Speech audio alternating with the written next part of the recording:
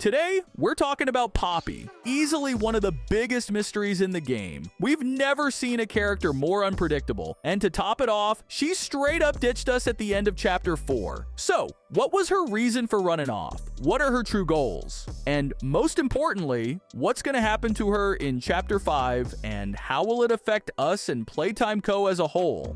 If you think about it, Poppy is kind of the beginning of Playtime since she was the first fully successful experiment. To create her, they used parts of Elliot Ludwig's daughter, though we don't know exactly which parts. Honestly, I'm glad they kept that detail vague, but trust me, that info is gonna matter later. Our first encounter with Poppy happened in Chapter 1 when we freed her from that case. The same case that's gonna play a key role in Chapter 5, but we'll get to that. After we let her out, she just disappeared, and then in Chapter 2, she kept helping us, acting like a good character, until we defeated Mommy Longlegs. But when we met Poppy again, something about it felt kinda off. Did you kill her? Good. I'll board the train. We need to leave. And honestly, I don't even want to comment on what happened next. I'm cooking up a crazy video where you'll learn the truth about the player. And trust me, it's important. See? We had a clear goal, get out of that damn Playtime Co., and Poppy even offered to help. But instead of letting us escape, she straight up decided it wasn't our time yet and made sure the train that could have taken us away derailed, leaving us with zero chances of getting out. I was so scared she'd put me back in that case. But you saved me. You're perfect. Too perfect to lose. I'm sorry. I can't let you leave. I've never met anyone like you. Do you know how long I've been stuck in that case?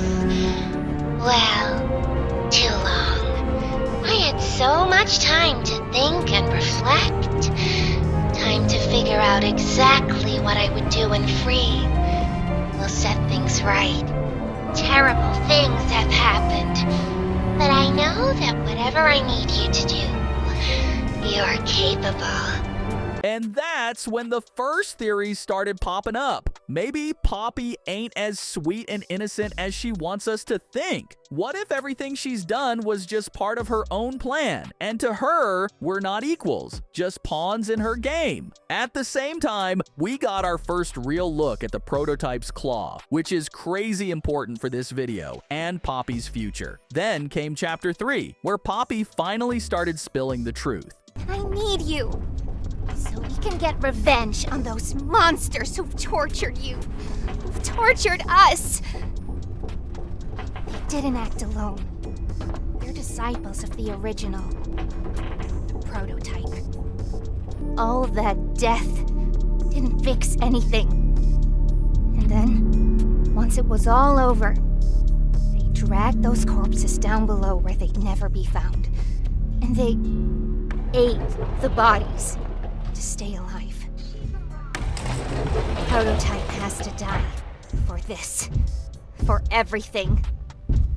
And that's how we found out about Poppy's real plans and how the catalyst for this whole story was the Hour of Joy. But even here, things ain't so simple. I've seen some theories saying Poppy's hiding the full truth about what really went down during the Hour of Joy. And honestly, I agree. We're only hearing her side of the story, and that means we can't be sure she wasn't involved. Or even that she wasn't just as much of a mastermind behind the whole reckoning as the prototype. Poppy only tells us what benefits her, pushing things forward exactly how she wants them. That's why Dowie was against it all. He didn't trust Poppy, her motives, or her whole plan to bring down Playtime Co. Ever wonder why she acts so weird? Why she straight up abandoned us at the end of Chapter 4? The answer's actually pretty obvious, and the first real clue to both her past, and more importantly for this video, her future, came from that conversation with the prototype. You can come home. How much do you know? Everything. I've got something special in mind. I prepared it just for you. And this one, You will never want to leave.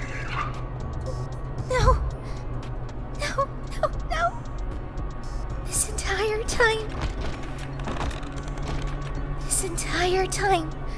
You've lied to me! Only because you've kept Missing the point. It's always been about you. and we'll all be what we are. That's not a truth that can be brought away.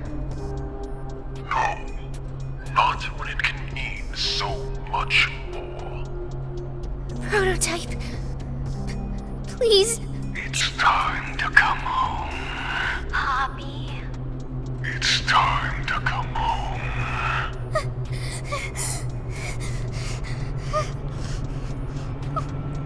I can't go back in the case. I can't. I think it's pretty obvious that when the prototype mentioned home, he was talking about that same case where we first found Poppy. But even more than that, his line about how it was always about who they are really makes you stop and think, who is Poppy, really? Was he saying they're just experiments that should never leave Playtime Co? Or was he hinting at something bigger? That both of them were the real power players behind everything that went down. The mass deaths, the thousands of dead toys, the ruins left behind. Was it all because of them? Suddenly, things ain't as black and white as we thought. And let's not forget, everything we think we know about Playtime's past, that's all from Poppy's side of the story. Some of Dr. Sawyer's words really make you question just how honest our so-called friend has been with us. Poppy, so you ask? Innocence is bliss. And she is so innocent. Did she tell you her part of the hour of joy? That she knew it was coming? Or did she leave out that crucial detail? Yes, that wouldn't surprise me. Has she not strung you along, betrayed you, and told you only what you needed to know to do exactly as he asked? You've seen what they do to each other. All they want is violence. I noticed something else too. Poppy's tiny, yeah, but no one really talks about just how much she's actually capable of. I mean, she managed to patch up huge Kissy, no problem. And the fact that she used to be friends with the prototype, that means he saw her as an equal, which tells us Poppy had some serious influence over Playtime Co. She definitely knew how everything worked and where to find whatever she needed. And then there's that Poppy's tape. On one hand, it makes a lot of things crystal clear, but on the other, it just opens up even more questions. This wasn't what I thought we were gonna leave. Leave the factory. Not this. All those people.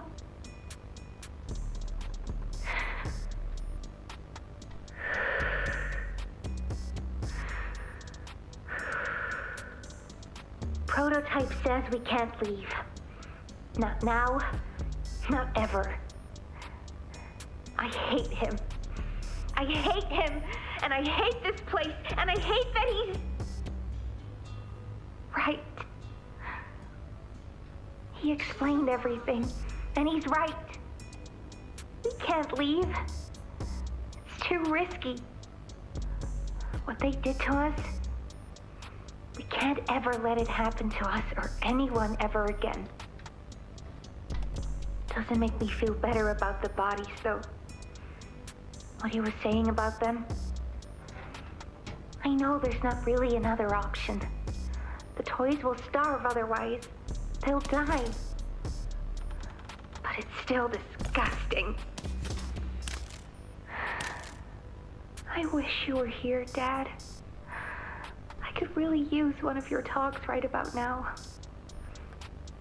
You'd know what to say. When you were running this place, you always knew what to say. I miss you. There was also another tape where we overheard a conversation between Poppy and Ollie, who, as we now know, turned out to be the prototype. In that tape, Poppy talked about how exhausted she was, how she couldn't take the constant experiments anymore, how much pain they caused her. So yeah, all this was basically a deep dive into Poppy's full story. Now, we really understand all the inconsistencies, the issues, and her real goals. Even though we know a lot, the actual truth, we've had to piece it together bit by bit from all the chapters. And honestly, isn't it kind of insane that the one character who keeps calling herself our friend is still hiding so much from us? That's exactly why her escape might just be the key to unraveling everything. The Prototype's been after Poppy ever since we let her out, and we know why. It's cause she's a reincarnation of Elliot Ludwig's daughter. But why does the Prototype need her so bad? We'll save that for another time. What I am sure of, though, is that he's got some serious unfinished business with Poppy because of what went down after the Hour of Joy. In his eyes, she straight up betrayed him, and the only place she really belongs is back in that case.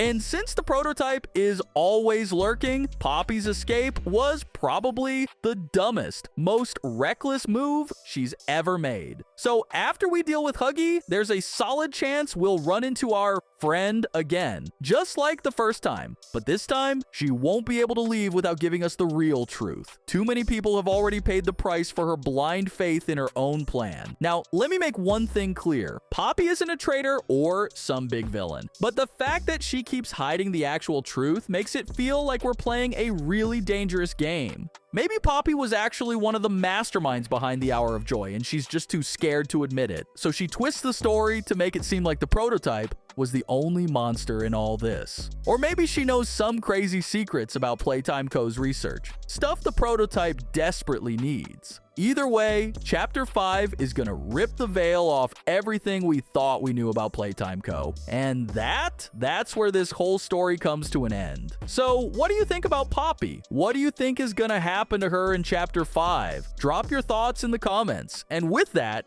I'll catch you in the next one.